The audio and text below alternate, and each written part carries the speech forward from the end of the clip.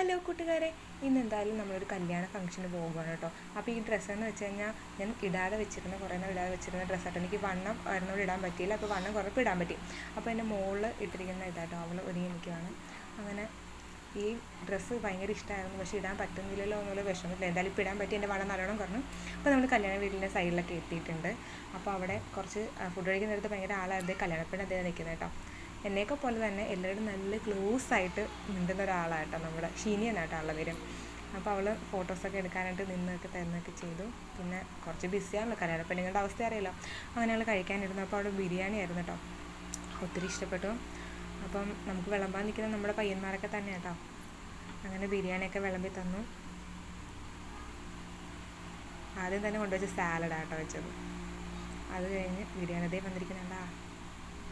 സത്യം പറഞ്ഞാൽ ഉച്ചയ്ക്ക് ഞാൻ നല്ലോണം ചോറ് കഴിച്ചില്ല. വൈകിട്ടത്തെ ബിരിയാണി നല്ല ലാവിഷായിട്ട് കഴിക്കാൻ വേണ്ടിയിട്ട്